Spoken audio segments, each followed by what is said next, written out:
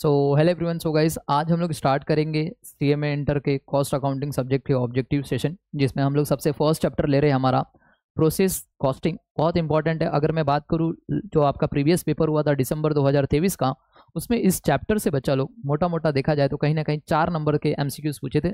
Okay, एक joint product by product से पूछा था और एक आप लोगों का इक्विवेलेंट प्रोडक्शन से पूछा था। ओके, तो गाइस बहुत इंपॉर्टेंट चैप्टर है ये अगर देखा जाए, और यहाँ से एक आपको बड़ा क्वेश्चन भी देखने को मिलता है, प्रैक्टिकल क्वेश्चन, जो कि 7 मार्क्स का आता है, एग्जाम में आया भी था। ओके, तो देखिए सिंपल सा है, ये चैप्टर बहुत आसान है, इसलिए मैंने सबसे पहले इसी चैप्टर को लिया है। ओके, तो देखिए बच्चा लोग, इसमें मोटा अगर देखें मोटा मोटा देखा जाए तो कहीं ना कहीं टोटल मिला के कुछ 32-33 क्वेश्चन है जो प्रीवियस पेपर में कभी ना कभी आए हुए हैं। ओके, अगर मैं बात करूँ बच्चा लोग, सारे के सारे क्वेश्चन जो भी आए हुए मैंने यहाँ पे लिखा हुआ है कौन से पेपर में आया हुआ है, कितने मार्क्स का आया हुआ है। ओके, तो देखिए बच्चा लोग, ओके तो स्टार्ट करते हैं हम लोग। ओके, देखते हैं सबसे पहला क्वेश्चन, देखिए जो है क्या लिखा हुआ है। लिखा है बच्चा लोग यहाँ पे क्वेश्चन नंबर 1, देखिए बोल रहा है match the items in column number 1 with the most appropriate item in column number 2, state the item number only, खाली आइटम नंबर ओनली लिखना है। इक्विवेलेंट प्रोडक्शन, आप बताओ क्या ये कॉन्ट्रैक्ट कॉस्टिंग है का पार्ट है या प्रोसेस कॉस्टिंग है? सर प्रोसेस कॉस्टिंग का कैसा क्वेश्चन पूछ रहे हो सर? ये जून 2013 में आया था, 1 नंबर के लिए, सिंपल। नेक्स्ट क्वेश्चन देखिए बहुत इंपॉर्टेंट है, बोल रहा है a chemical process has a normal yield 90%, एक नॉर्मल आउटपुट कितना है उसका? 90% है। In a period 5000 kg of material where introduction there was an abnormal loss, कितने का हो गया सर? 150 kg का हो गया। The quantity of good production, बोल रहा है कि बताइए कितना क्वांटिटी है जो अच्छा प्रोड्यूस होके आया है, कितनी क्वांटिटी। ओके, तो कोई बात नहीं, सिंपल सा देखिए, आपके पास 2 मेथड है, मैं 2 तरीके से सिखा दूंगा। सबसे सिंपल देखिए, 5000 आपने यूनिट इनपुट किया है, तो 5000 का 90% बता दीजिए कितना आना चाहिए। सर ये आना चाहिए था 4500, इतना आना चाहिए था बाहर अच्छा बन के, बट उसमें क्या बोला कि 150 तो नॉर्मल लॉस हो गया। तो चलिए भैया, एबनॉर्मल लॉस जो हो गया उसको माइनस कर दीजिए 150, ये तो आया ही नहीं, खराब हो गया बनने के बाद। तो बताओ कितना आएगा सर? 4350 kg। ये हो गया आपका अच्छी क्वालिटी का जो गुड्स बन के आया है वो ये। तो इसका आंसर रहेगा 4350। क्या समझ में आ गया? सिंपल था बच्चा लोग। अगर आप ऐसे करते हो तो भी अच्छा है, अदरवाइज क्या करते हो देखिए, 5000 का 90% आप करते हो तो 4500 आता है केजी। इतना इतना बन के बाहर आया है, राइट। 4500 बन के क्या आएगा बाहर? इसमें से कुछ अच्छे बने रहेंगे, कुछ खराब बने रहेंगे। जो खराब बने वो है एबनॉर्मल लॉस। कितना है सर एबनॉर्मल लॉस? 150। तो बचाइए, बताइए जो बन के अच्छा आया रहेगा वो कितना रहेगा सर? 4350 बस केजी। तो यही अपन को चाहिए, अच्छा बोला था तो अच्छा ही है। नेक्स्ट क्वेश्चन देखिए क्या बोल रहा है। ओके, नेक्स्ट क्वेश्चन बोल रहा है, ये भी जून 2014 में आया था, 1 मार्क के लिए है। देखो, when material use in production being 1000 units at the rate ₹5 per unit of which 100 unit scrap is sold at the rate ₹0.50 रहेगा, थोड़ा ध्यान देना चाहिए, 0.50 पर यूनिट है। आफ्टर इनकरिंग एक एडिशनल कॉस्ट भी हुआ है 200 रुपए का। हमको बोला इफेक्टिव कॉस्ट पर यूनिट बताइए क्या होगा। कोई बात नहीं, सिंपल है बच्चा, निकाल लेंगे। देखो एक प्रोसेस अकाउंट बना लेते हैं सिंपल सा। देखिए मैं यहाँ पे बना लेता हूँ, यूनिट का कॉलम,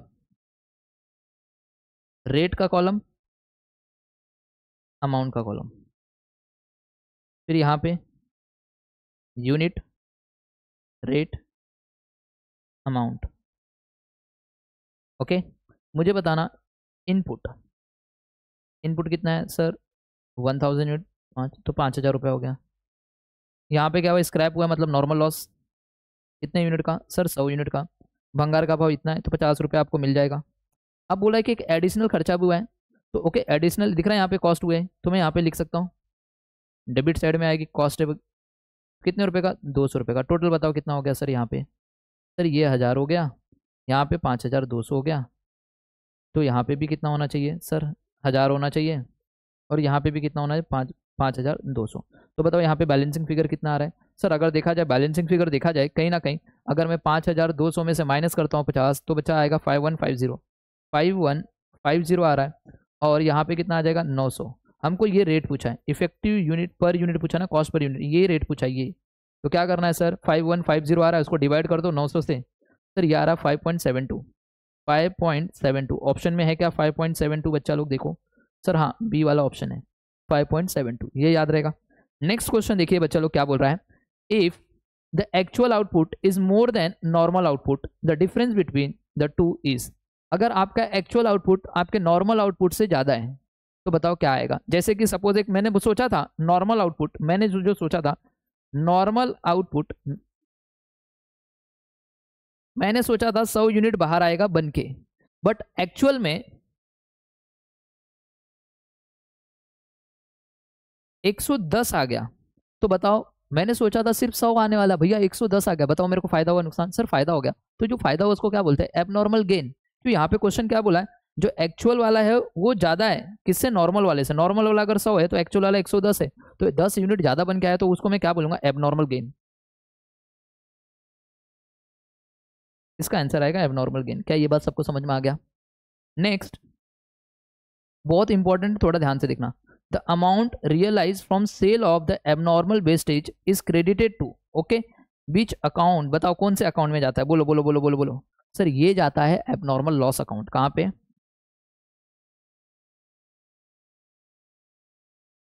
ओके क्या बोला कि जो भी देखिए रे, क्या बोल रहा है? Sale of abnormal wastage. जो एबनॉर्मल वेस्टेज आप उसको क्या करोगे भैया? बेचोगे। बेचोगे तो पैसा मिलेगा, तो एबनॉर्मल लॉस अकाउंट की क्रेडिट साइड में लिखते हो। हम देखें ना एबनॉर्मल लॉस अकाउंट बनाते हैं जब भी,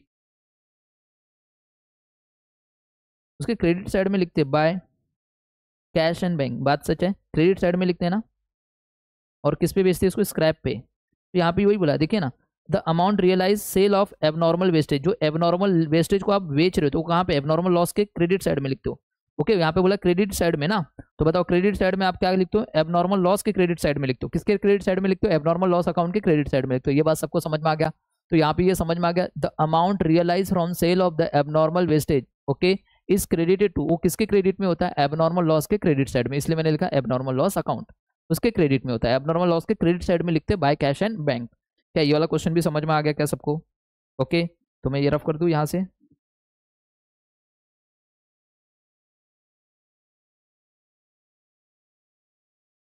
ओके नेक्स्ट क्वेश्चन देखिए, बहुत इंपॉर्टेंट है, इक्विवेलेंट वाला है। फीफो मेथड बोला है। ओके दिसंबर 2014 में आया था, 2 नंबर के लिए बच्चा लोग। बोल रहा है a factory transfer out 8800 completed units during the November 2014। Opening stock जो है वॉज 400 यूनिट्स, जो कि 75% क्या हो गया? कंप्लीट हो चुका है। तो बताइए इस नवंबर मंथ में कितना कंप्लीट करना बाकी रहेगा उसका? सर 25%। बोल रहा है क्लोजिंग स्टॉक कितना हो गया है? Sir 50% completed. बोल रहा है एज्यूम फीफो मेथड करना है, what is the equivalent production in November 2014। कोई बात नहीं, सिंपल सा है। अब मेरे को बताना फीफो मेथड है, जो पहला है पहले वो जाएगा। तो जो कंप्लीटेड यूनिट हुआ है ना, उसके अंदर 2 पार्ट है, एक ओपनिंग वाला है और करंट ईयर का, मतलब करंट मंथ का है। ओके तो करंट मंथ में आपने कितना कंप्लीट है? जो देखिए टोटल कितना हो रहा है बच्चा लोग? सर टोटल है 8800, तो मैं यहाँ पे लिख देता हूँ 8800 टोटल है कंप्लीटेड जो ट्रांसफर हुआ है। बट ये जो 8800 जो ट्रांसफर कर रहे हैं उसके अंदर 2 टाइप के, क्यों हम लोग को बोला फीफो मेथड, जो पहला है वो पहले जाएगा। तो 8800 जो ट्रांसफर कर रहे हैं उसके अंदर जो पहला रहेगा वो कौन सा रहेगा? ओपनिंग वाला भी रहेगा। तो ओपनिंग वाला कितना है सर? 400। तो इसके 2 पार्ट होंगे, थोड़ा ध्यान देना। एक ओपनिंग वाला रहेगा और इस 8400 में दूसरा क्या रहेगा बोलो? सर जो करंट पीरियड में, ओके, आपने कंप्लीट किया रहेगा। करंट पीरियड मतलब कौन सा? नवंबर मंथ में आपने जो कंप्लीट किया। तो ओपनिंग स्टॉक वाला 400, तो बताओ ये कितना रहेगा सर? 8400। तो ओपनिंग स्टॉक वाला जो आपने कंप्लीट किया रहेगा, क्यों 75% तो पहले ही कंप्लीट हो चुका है, तो कितना कंप्लीट किया रहेगा सर? 25% कंप्लीट किए रहेंगे। तो यहाँ पे 25% ले लेंगे इसका, जो कि 100 आएगा, 100 यूनिट्स आएगा। और अगर मैं 8400 की बात करूं तो बताइए करंट पीरियड में कंप्लीट होगी तो 100% ही कंप्लीट होता है, तो इसका 100% ले लो। तो बताओ कितना आएगा बच्चा लोग? तो ये आ जाएगा 8400। अब बताओ क्या बचा है? सर देखिए क्लोजिंग स्टॉक बचा जो कि 50% कंप्लीट हुआ है, तो मेरे को यहाँ पे लिखना पड़ेगा क्लोजिंग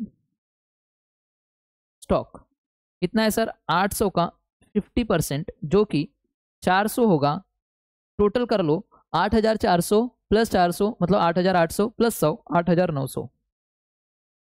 इसका आंसर आएगा, चाहिए तो मैं यहाँ पे लिख देता हूँ 8900 यूनिट्स। बहुत इंपॉर्टेंट है आपको यूनिट्स लिखना। अगर यूनिट्स में तो यूनिट्स, अगर केजी है तो केजी में, ये याद रखना। क्या क्वेश्चन नंबर 6 भी कंप्लीट हुआ बच्चा लोग? बात करते हैं क्वेश्चन नंबर 7। देखिए सेम रिवर्स कॉस्ट मेथड जो है वो प्रोसेस कॉस्टिंग का पार्ट है। रिवर्स कॉस्ट मेथड जो है वो किस में आता है? प्रोसेस कॉस्टिंग में आता है, एब्जॉर्प्शन कॉस्टिंग में नहीं आता, ये याद रहेगा। तो ये तो एकदम सिंपल था, इसको बताने की जरूरत नहीं थी। Next question, question number 8। चलिए क्वेश्चन नंबर 8 बताओ क्या है। बोल रहा है in a production process normal loss is 10% of input. बोल रहा है एक प्रोडक्शन प्रोसेस जिसमें नॉर्मल लॉस है जो कि 10% है किसका, इनपुट का। ओके, आगे बोला an abnormal gain amounted to 600 units. Abnormal gain कितने का हुआ है, 600 यूनिट का। Find output of the process is 16,800 units, मतलब ये आउटपुट है। बोल रहा है find out the quantity of actual loss, बताइए एक्चुअल लॉस कितना होगा इफ एनी। ओके, अब ऐसे ही क्वेश्चन को क्या करेगा, एमसीक्यू फॉर्म में दे देगा आपको। चलिए कोई नहीं, एकदम सिंपल है, बना लेते हैं ना प्रोसेस अकाउंट। बच्चा क्या बना लेते हैं, प्रोसेस अकाउंट। दिसंबर 2016 में आया था, 2 नंबर के लिए आया था। सोचो उस टाइम पे बेचारे लोगों के पास ऑप्शन भी नहीं होता था कि कौन सा ऑप्शन राइट है। अभी तो आप लोगों के पास ऑप्शन भी आ गए, ABCD। ओके, कोई बात नहीं, आ सकता है ऐसा भी क्वेश्चन। देखिए सिंपल है बच्चा लोग, क्या बनाते हैं, देखिए यहाँ पे प्रोसेस अकाउंट बना लेते हैं और यहाँ पे देखिए पूरा यूनिट का ही दिया हुआ है, रेट अमाउंट बनाने की जरूरत नहीं। तो यहाँ पे मैं लिख देता हूँ इनपुट। अब इनपुट पता नहीं कितना है, क्वेश्चन में कहीं पे भी नहीं बताया है, तो इनपुट में मान लेता हूँ x। तो मुझे बताना बच्चा लोग, यहाँ पे मैं ले लेता हूँ बाय नॉर्मल लॉस, जो कि बोला है 10% है इनपुट का, मतलब 0.1x हो जाएगा। अगर मेरा x यूनिट है, इसी का 10% रहेगा, मतलब 0.1x हो जाएगा ये। आगे बोला abnormal gain. Abnormal gain debit side में आता है प्रोसेस अकाउंट, क्या क्रेडिट साइड, सर ये डेबिट साइड में आता है। तो एबनॉर्मल गेन यहाँ पे लिख दीजिए,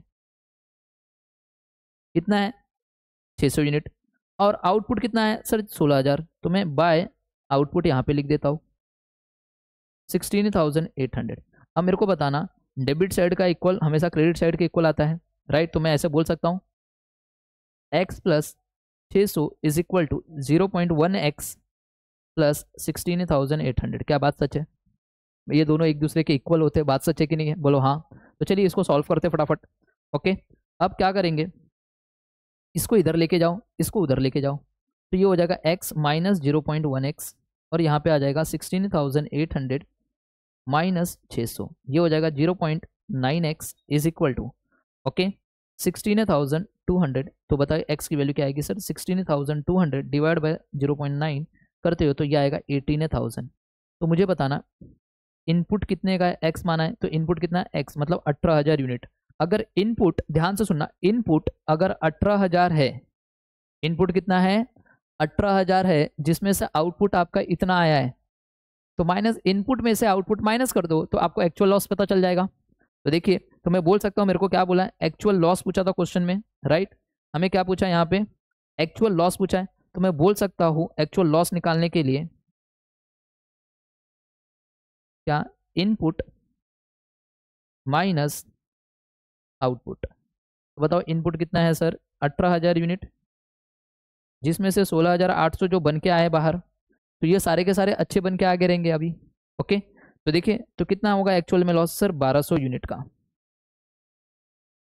कितने का होगा एक्चुअल सर 1200, तो इसका आंसर आएगा 1200 यूनिट्स। हो गया इसका आंसर 1200 यूनिट।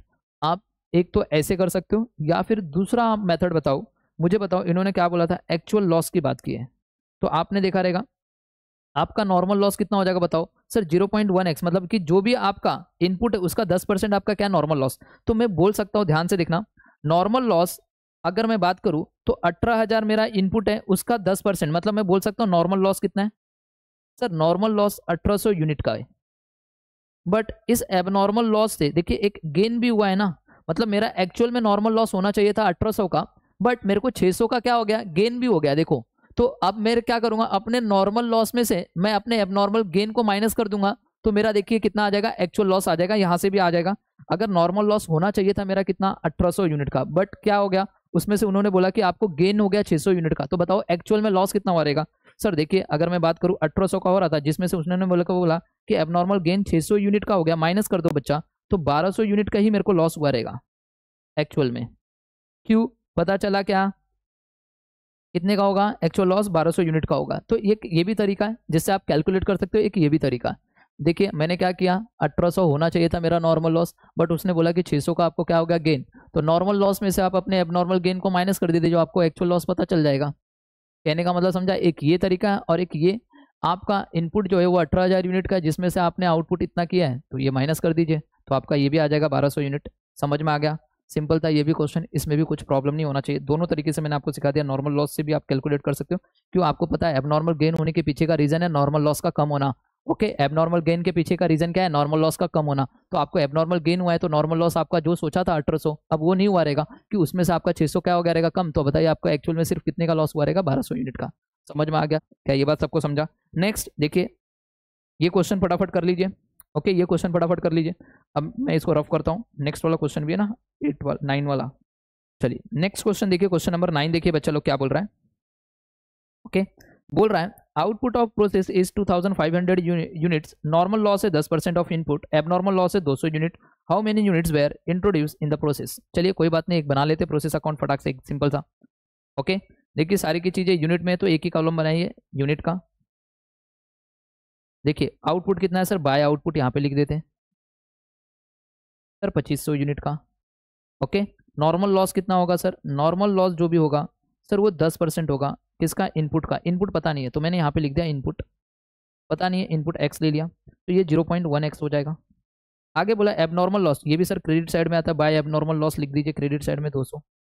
बोला कितने यूनिट आप इंट्रोड्यूस करोगे? डेबिट साइड का यूनिट क्रेडिट साइड के यूनिट के बराबर होना चाहिए, तो मैं बोल सकता हूँ एक्स, ये वाला जो एक्स है ये सब इसके बराबर होगा, तो x is equal to okay 0.1x plus 2500 plus 200 मिला के कितना हो जाएगा? 2700। ये याद रखा। अब मेरे को बताना बच्चा लोग, ये है उस साइड जाएगा तो माइनस हो जाएगा, तो 0.9x हो जाएगा और यहाँ पे हो जाएगा 2700। तो मुझे बताना x की वैल्यू क्या हो जाएगी? 2700 डिवाइड बाय 0.9 कितना आ रहा है सर? 3000। तो 3000 यूनिट्स आएगा, तो इसका आंसर होगा 3000 यूनिट्स। क्या ये बात सबको समझ में आ गया? क्या ये बात सबको समझ में आ गया? क्या ये क्वेश्चन भी आपका कंप्लीट, 9 वाला भी कंप्लीट हो गया। तो चाहिए तो आप इसको भी कॉपी कर लीजिए। ओके फटाक से। ओके चलिए फटाफट कॉपी कीजिए। 10th वाला बताने की जरूरत नहीं, वो आप लोगों के जो आपका मॉडल क्वेश्चन पेपर है उसमें भी बहुत जगह पे दिया हुआ है और आप लोगों को भी पता है बच्चा लोग। ओके, कन्वर्जन कॉस्ट क्या होती है? ओके, तो कन्वर्जन कॉस्ट में रॉ मटेरियल को छोड़ के बाकी सारी कॉस्ट ली जाती है। ओके, तो देखिए यहाँ पे रॉ मटेरियल लिखा हुआ है, ये तो नहीं रहेगा। नेक्स्ट, प्राइम कॉस्ट के अंदर भी आपका रॉ मटेरियल आता है, ये भी नहीं रहेगा। ऑल कॉस्ट बोला up to the product reaching the consumer, तो यहाँ पे भी इसके अंदर भी मटेरियल आता है, तो नहीं। मटेरियल को छोड़ के बाकी जितनी भी कॉस्ट आती है वो आपके लिए कन्वर्जन कॉस्ट आएगा, जिसमें देखिए यहाँ पे डायरेक्ट लेबर है, डायरेक्ट एक्सपेंसेस है, इनडायरेक्ट मटेरियल है, इनडायरेक्ट लेबर है, दिख रहा है। डायरेक्ट मटेरियल को छोड़ के, हाँ क्या मैंने बोला, इनडायरेक्ट मटेरियल रहना चाहिए, तो इनडायरेक्ट मटेरियल है यहाँ पे। ओके, तो इनडायरेक्ट मटेरियल चलेगा, क्या नहीं चलेगा? डायरेक्ट मटेरियल नहीं चलेगा। डायरेक्ट मटेरियल को छोड़ के बाकी सारी कॉस्ट। ओके, तो ये सारा जो बी आंसर रहेगा आपका करेक्ट आंसर रहेगा, ये वाला भी, तो ऑलरेडी ये आपको आता रहेगा। ओके, तो इसका आंसर बी रहेगा। तो नेक्स्ट क्वेश्चन देखिए बच्चा लोग, 11वां क्वेश्चन देखिए क्या बोल रहा है, बहुत इंपॉर्टेंट है, ये भी याद रखना, जून 2017 में 1 नंबर के लिए पूछा था। A process account is credited, okay, process account is credited with the value for dash loss when scrap value is 0। Okay, तो ये होगा एबनॉर्मल लॉस। क्या होगा बच्चा लोग? ओके, क्या बोला? थोड़ा ध्यान देना, जब भी स्क्रैप वैल्यू क्या है? 0, तो आपको कौन सी लॉस कंसिडर करनी है? Abnormal loss. ये आपको प्रोसेस अकाउंट के क्रेडिट साइड में दिखाई देगा। ओके, याद रहेगा क्या? ओके, नेक्स्ट क्वेश्चन है मोस्ट इंपॉर्टेंट क्वेश्चन, मैंने डाला 12 वाला। ऐसे टाइप के क्वेश्चन आपके एग्जाम में पूछते हैं। ओके, तो ये 2-3 क्वेश्चन मैं कराऊंगा, बाकी सारे क्वेश्चन का आंसर आप लोग मुझे देंगे। देखिए क्या बोला, in a process 6000 units are introduced during a period.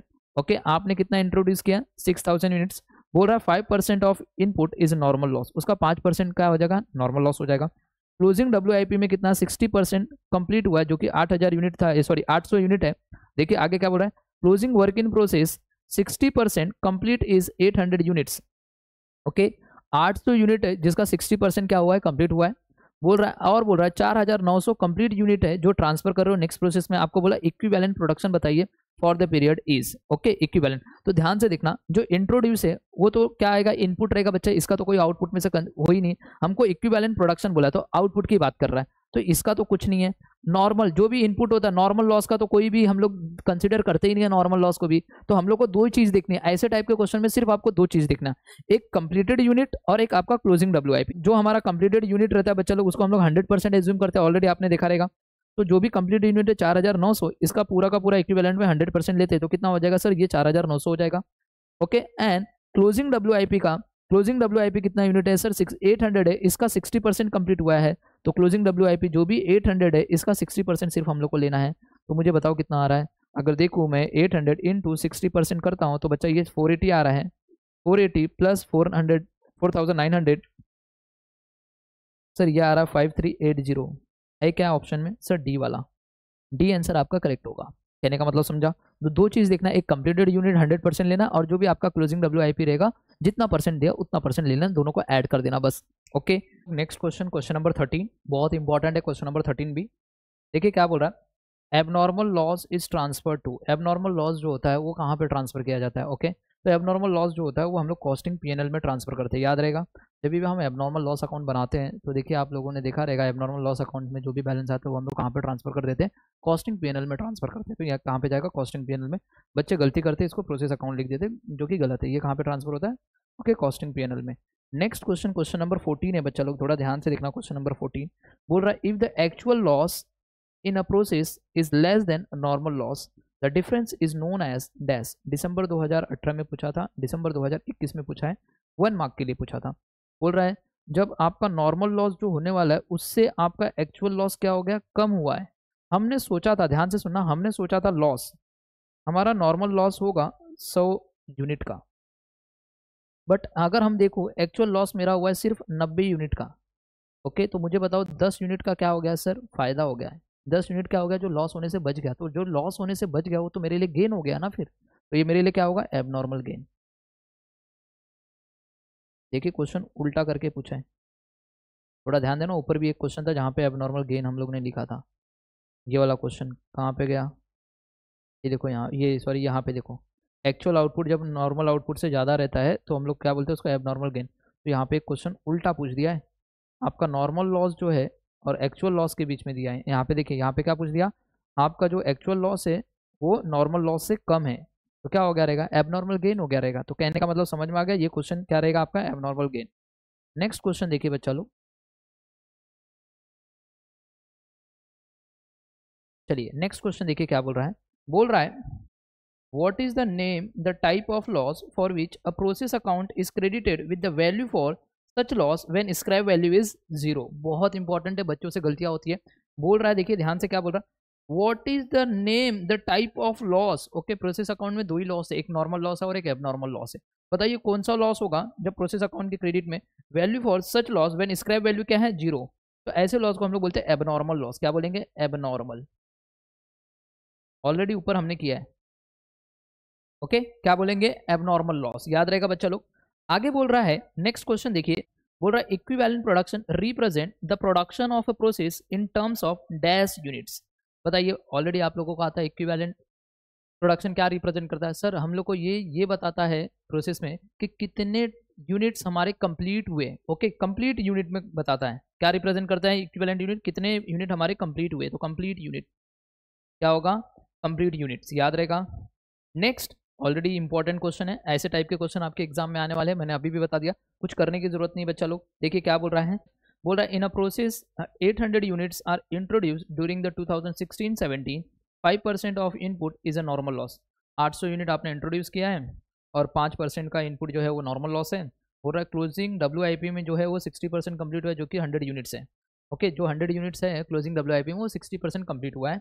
आगे बोला 660 completed units transfer to next process, equivalent production for the period is. Equivalent production पूछा है। तो बच्चा मैंने हमेशा बताया आपको, ये वाला जो भी इंट्रोड्यूस करते हो वो, और जो भी आपका नॉर्मल लॉस वाला ये लेते ही नहीं, क्योंकि ये आता ही नहीं आउटपुट में। तो बताओ आपका क्या लेना रहता है? क्लोजिंग WIP लेना रहता है और कंप्लीटेड यूनिट। तो सबसे पहले हम लोग क्या लिखते, बोलो सर? सबसे पहले लिखते कंप्लीटेड यूनिट। क्या? तो कंप्लीटेड यूनिट 660 है, ये हमेशा 100% कंप्लीट होता है उसी पीरियड में। तो कितना हो जाएगा इसका? 100%, 660। अब उसके बाद क्या लेना है sir? Closing, closing WIP। Sir ये 100 यूनिट से, बट ये कितना परसेंट कंप्लीट हुआ है? सिर्फ 60। तो बताओ कितना, अगर इसको कन्वर्ट करूंगा इक्विवेलेंट में तो ये 60 हो जाएगा। 720 इसका आंसर आएगा। 720 ऑप्शन में डी वाला ऑप्शन आपका करेक्ट होगा। ये बात सबको समझ में आ गया। नेक्स्ट क्वेश्चन, इंपॉर्टेंट क्वेश्चन है, डाल के रखना। ऐसे क्वेश्चन एग्जाम में आएंगे, 2-2 नंबर के लिए आए भी हुए, मैं दिखाऊंगा आपको प्रीवियस पेपर में। नेक्स्ट क्वेश्चन नंबर 18 क्या बोला है? मैच द कॉलम बोला है। देखिए इक्विवेलेंट प्रोडक्शन बताइए क्या रहता है? In the terms of completed units. अब भी ऑब्जेक्टिव में देखा, यहाँ पे दिख रहा है, तो यहाँ पे क्या आएगा? In terms of completed units आता है इक्विवेलेंट प्रोडक्शन। ओके, नेक्स्ट ये वाला क्वेश्चन अभी आप लोग खुद से ट्राई करो और मेरे को बताओ कितना आएगा। क्वेश्चन नंबर 19 जो है वो खुद से ट्राई करो और बताओ कितना आएगा। बोलो फटाफट, 2 मिनट का टाइम ले लो और चालू करो और बताओ कितना आएगा। आया आंसर किसी का? चलिए देख लीजिए फटाफट, आपने किया रहेगा तो कुछ करने की जरूरत नहीं। मैंने बताया था ये वाली जो 2 लाइन रहती है हमारे लिए, वो यहाँ से यहाँ तक तो कुछ काम की नहीं है। हम लोग को सिर्फ कंप्लीटेड यूनिट देखना रहता है। 7500 है, इसका 100% कंप्लीट मानते हैं हम लोग।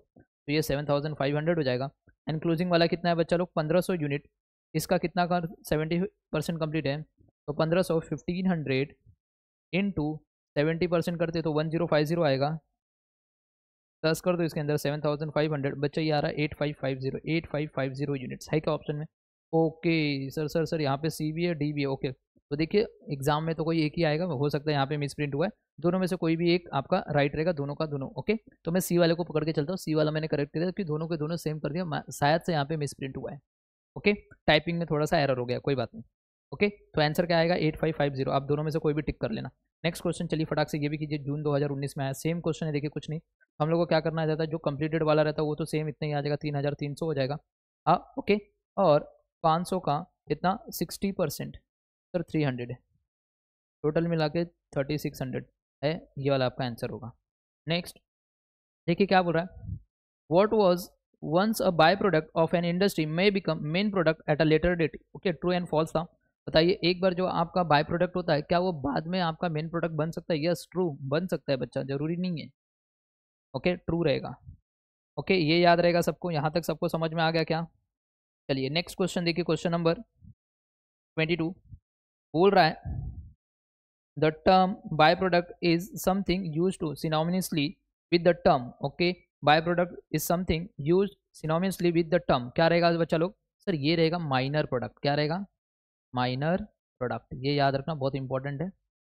ओके नेक्स्ट बोल रहा है the allocation of joint cost on by product affect the total profit और लॉस। बोलो बोला the allocation of joint cost, जो अलोकेट करते हो आप ज्वाइंट कॉस्ट को बाय प्रोडक्ट के, वो अफेक्ट करता है टोटल प्रॉफिट एंड लॉस को। आंसर इज ओके यहाँ पे लोग ने बोला है कि अफेक्ट करता है। ओके नहीं बच्चा, तो ये रहेगा फॉल्स। नेक्स्ट बाय प्रोडक्ट की जो वैल्यू होती है वो क्या होती है? अपॉर्चुनिटी कॉस्ट, क्या रहेगा? अपॉर्चुनिटी कॉस्ट, याद रखना बच्चा लोग ये वाला भी। बाय प्रोडक्ट में undergo further processing before sale, बोल रहा है बाय प्रोडक्ट क्या है? बाय प्रोडक्ट सेल करने से पहले उसे हम लोग फर्दर प्रोसेसिंग से गुजरना पड़ता है। ओके क्या बोल रहा है? बाय प्रोडक्ट को सेल करने से पहले उसे हम लोग फर्दर प्रोसेसिंग से गुजरना पड़ सकता है। यस पड़ सकता है बच्चा लोग, ट्रू है ये। ओके चलिए ये वाला क्वेश्चन मैंने बोला फटाफट करिए और बताइए कितना है। सर कंप्लीटेड यूनिट दिख गया तो उतना ही ले लेने का, और जो भी क्लोजिंग WIP है 250 का 60 कितना है? 60%, 250 का 60% करो सर 150 आ रहा है, टोटल कर लो 1800 है क्या? यस सर 1800 आपका आंसर रहेगा, कहने का मतलब समझा। नेक्स्ट क्वेश्चन देखिए क्या बोला, LIFO method is followed for evaluation of equivalent production when price are fluctuating. No no no no, LIFO method नहीं होता बच्चा, फीफो मेथड होता है ये। ओके तो आंसर क्या रहेगा? ये फॉल्स। ओके बोल रहा है which of the following is an example of by product, बोल रहा है कि बताइए इसमें से कौन सा बाय प्रोडक्ट का एग्जाम्पल है। जुलाई 2023 में, अभी मतलब कि रिसेंटली जो पेपर हुआ था उसमें आया हुआ था, जुलाई 2023 में 1 मार्क के लिए। देखिए curd and butter in dairy, in a dairy, तो कर्ड भी मेन प्रोडक्ट है भैया, दही भी, और बटर भी क्या है? मेन प्रोडक्ट है भैया। ओके तो दोनों मेन प्रोडक्ट है, तो ये बाय प्रोडक्ट नहीं है। Mustard seeds and mustard oil दोनों क्या है? मेन प्रोडक्ट है भैया, सीड भी बहुत इंपॉर्टेंट है और ऑयल भी। ठीक है next diesel and petrol, yes दोनों के दोनों मेन प्रोडक्ट है भैया, डीजल भी महंगा बिकता है और पेट्रोल भी महंगा बिकता है, right. Edible oil and oil cake, okay तो देखिए ये आपका आंसर रहेगा सी वाला। एडिबल ऑयल, जो ऑयल हम लोग कंज्यूम करते हैं वो एडिबल ऑयल होता है। ओके एंड दूसरा ऑयल केक मतलब क्या? जब हम लोग वो, जैसे कि वो सीड होता है, सीड को जो हम लोग डालते हैं मशीन के अंदर, तो सीड में से जो कचरा निकल के आता है वो कचरे को हम लोग क्या बोलते हैं? By product. वो कचरे का नाम है ऑयल केक, उसी को बोलते हैं ऑयल केक। तो वो जो कचरा निकल के बाहर आता है, ओके जो ओके तो वो कचरे को हम लोग सस्ते भाव में बेच देते हैं, बाय प्रोडक्ट। ओके तो वो बाय प्रोडक्ट होता है, तो ये एक राइट एग्जाम्पल रहेगा। ओके बोल रहा है cost incurred prior to split off point are known as incremental cost. No बच्चा फॉल्स। देखिए जो बोल रहा है cost incurred prior to split off cost से पहले जो कॉस्ट इनकर्ड होती है उसको ज्वाइंट कॉस्ट बोलते हैं। क्या बोलते हैं? Joint cost. यहाँ पे बोला इंक्रीमेंटल कॉस्ट, नो तो ये आएगा ज्वाइंट कॉस्ट, ये रहेगा ज्वाइंट कॉस्ट, मगर ये ट्रू फॉल्स के रूप में दिया था तो ये फॉल्स रहेगा, ये याद रहेगा सबको। नेक्स्ट क्वेश्चन देखिए, under the net realisable value method, okay apportioning joint cost to the joint product the selling and distribution cost is. Okay 4 option है, बताओ क्या आएगा? बोलो बोलो बोलो फटाफट बोलो बच्चा लोग, क्या आएगा? चलिए बोलो क्या बोल रहा है? Under the net realisable value method, okay apportioning of joint cost to the joint product the selling distribution cost is. क्या इसे इग्नोर कर दिया जाता है? क्या इसे ऐड कर दिया जाता है ज्वाइंट कॉस्ट में? क्या डिडक्ट किया जाता है क्या सेल वैल्यू में से?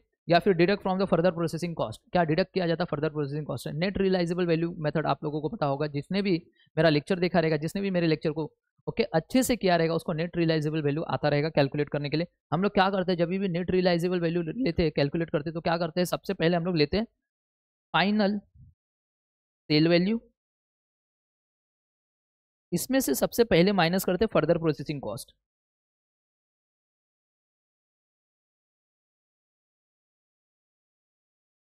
फिर इसमें से अगर मैंने माइनस करूंगा क्या, सेलिंग एक्सपेंसेस जो भी रहेगा, मैं इसमें से माइनस करूंगा मेरा प्रॉफिट, फिर मैं पहुंच जाता हूँ किस पे, एनआरबी में। तो मुझे बताना कौन सा आंसर एकदम करेक्ट रहेगा। सेलिंग एंड डिस्ट्रीब्यूशन कॉस्ट को क्या कर रहे हो सर, हम लोग डिडक्ट कर रहे हैं। देखिए ये सी वाला ऑप्शन करेक्ट रहेगा। देखिए ये जो आपका फाइनल सेल वैल्यू है, इसमें से ही तो सबको डिडक्ट कर रहे हो। देखो तो फाइनल सेल वैल्यू में से आपने किसको डिडक्ट किया रहेगा, सेलिंग एक्सपेंसेस को डिडक्ट किया यहाँ पे। देखो तो ये क्या होगा, डिडक्टेड फ्रॉम सेल वैल्यू, ये ऑप्शन आपका करेक्ट रहेगा, सी वाला। ओके ये बात सबको समझा। चलिए नेक्स्ट क्वेश्चन देखिए बच्चा लोग, क्वेश्चन नंबर 31 बोल रहा है dash are the cost of providing 2 or more product or services whose production could not be segregated. बोल रहा है बताइए वो कौन सी कॉस्ट है। ओके डैश कॉस्ट बोला है ना, जिसको हम लोग 2 या 2 से ज़्यादा जो प्रोडक्ट या फिर सर्विस, उसको हम लोग प्रोडक्शन करते टाइम अलग पहले नहीं कर सकते, पहले अलग नहीं कर सकते, तो क्या उसको बोलते हैं जॉइंट कॉस्ट। क्या बोलेंगे, joint cost are the cost of providing 2 or more product or services whose production could not be segregated for physical reason। okay? अब देखिए ये जो एग्जाम में आया था, ये अभी दिसंबर का जो एग्जाम हुआ था आप लोगों का, दिसंबर 2023 का, उसमें ये 2 क्वेश्चन आए थे। देखिए सबसे पहले बोला the method of apportioning joint cost on the basis of output, बहुत इंपॉर्टेंट है। जब हम on the basis of output अगर हम लोग ईच जॉइंट प्रोडक्ट को हम लोग क्या करते हैं, अपोर्शन करते हैं, तो बताइए उसको कौन सा मेथड बोला जाता है। यहाँ पे 4 मेथड दिया हुआ है, physical unit method, average cost method, sales value method, okay, marginal cost and contribution method. तो आउटपुट के हिसाब से जब हम लोग करते हैं तो उसे बोलते हैं फिजिकल यूनिट मेथड। क्या बोलते हैं, फिजिकल यूनिट मेथड। तो इसका आंसर रहेगा फिजिकल यूनिट मेथड। अब ये वाला क्वेश्चन आप लोग मुझे करके बताइए इसका आंसर क्या होगा। ओके फटाक से कीजिए और बताइए क्या होगा, इसका आंसर क्या होगा। ये दिसंबर 2023 का जो पेपर हुआ था उसमें आया था, मतलब टोटल 4 मार्क का आपको प्रोसेस कॉस्टिंग से देखने को मिला था क्वेश्चन। ओके चलिए बताइए फटाफट क्या आएगा सर। सर देखिए एकदम सिंपल है, 9,900, ये 100% पूरा रहता है, ट्रांसफ़र हुआ है तो। और वर्क इन प्रोग्रेस कितना है सर, 1500, उसका 60% ले लो, 1500 इंटू 60% सर 900 हो रहा है, दोनों को ऐड कर दो प्लस सर 10,800 आएगा। है क्या ऑप्शन में, ये रहा। तो गाइज इसी के साथ पूरा का पूरा हम लोग ने प्रोसेस कॉस्टिंग के और जॉइंट प्रोडक्ट बाय प्रोडक्ट के जितने भी क्वेश्चन थे सारे क्वेश्चन हमने सॉल्व कर लिए। तो प्लीज़ ट्राई कीजिए, आपके एग्जाम में कोई क्वेश्चन आए तो आप प्लीज़ उसे करेक्ट करके आइएगा। ओके तो मिलते हैं नेक्स्ट लेक्चर में कुछ नए क्वेश्चन के साथ, ओके, एंड नए चैप्टर के साथ। Okay so bye bye and take care everyone.